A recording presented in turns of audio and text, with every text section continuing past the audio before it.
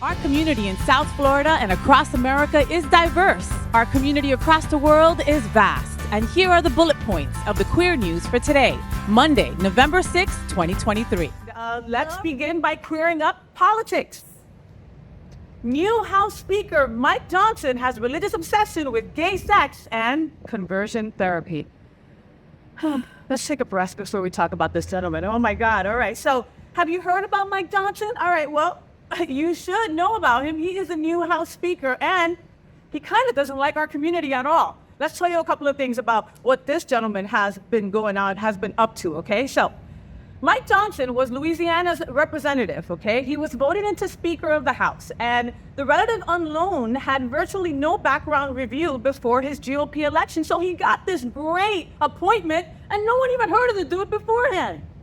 Go figure. Go figure, right? Okay, I got more to tell you though, Cal, all right? Okay, so I'm here to tell you a little bit of the history, since they just appointed him and didn't even tell anybody what he's been up to, all right? So, in early 2000, he appeared in a documentary advocating and embracing gay conversion therapy.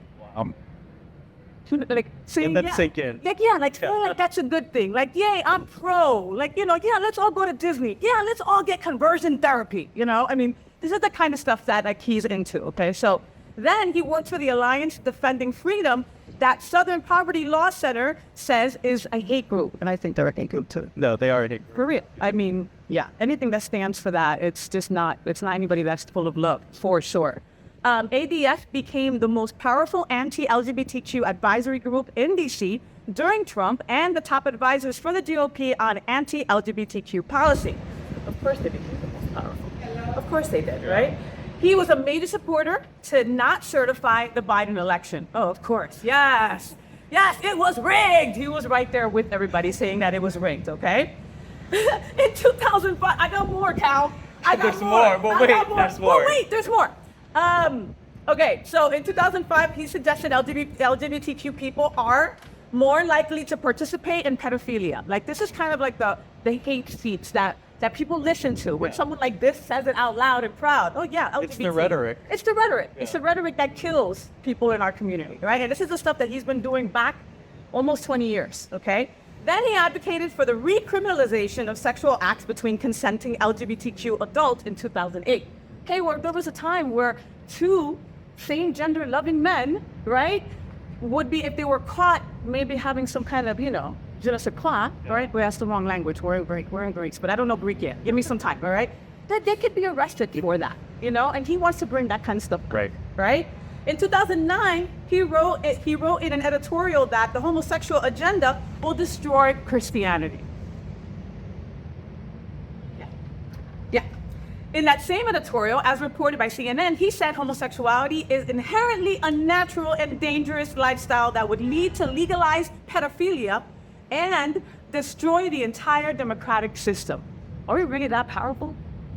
It seems like it. Right? Yeah, for such a marginalized community, yes. They give us a lot of power. Right? Yeah. I mean, coño. He compared his natural sex to gay by saying your race, creed, and sex are what you are, while homosexuality and cross-dressing are things you do. Okay? Speaker Johnson is now third in line to being president and is likely the most anti-LGBTQ Speaker of the House in modern history. What do we think about Speaker Johnson? It's crazy, and it is true, because this guy came from nowhere. Mm-hmm. There are most people on the House floor that had never heard of him before. This is the first time they've ever heard of his name, and now they're actually learning about who he is, and there's stuff that's coming out about his history and his past, what he's for, what he's against. But the thing is with the GOP is that they just want someone in that seat that's of their party. Of course. Who's just gonna, abide by whatever their party lines are. So like the puppet. Yeah, ironically enough, we are in ancient Greece. We are in the capital of democracy. This is where democracy started. Wow. That's a big statement. Which is crazy. Uh-huh. So this is where it all started. And homosexuality, was a thing here. Something that was practiced by aristocrats.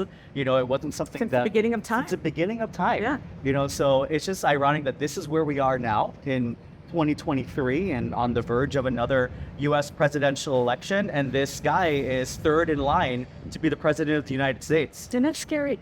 And that's scary. Third in line. Yeah. I mean, that is just nuts. And of course, he's a white man, Yeah. You know, and I mean, again, what scares me the most is what you touched on was the fact that we never heard about this guy. And all of a sudden, he's got one of the most important seats, if not, the third most important seat in the land. And I love when the GOP is like, oh, these Democrats don't have experience, so they don't have this. They gave Kamala Harris such a hard time, when she was running for president, and even now as vice president, that, oh, we don't have experience. And then all of a sudden someone comes up from Louisiana, and now they're qualified to be Speaker of the House in third line to be president of the United States. Well, and I will say that Speaker Johnson definitely has experience. Experience Oh, in no, hate. absolutely. Experience Yeah. in hate. That's what he has.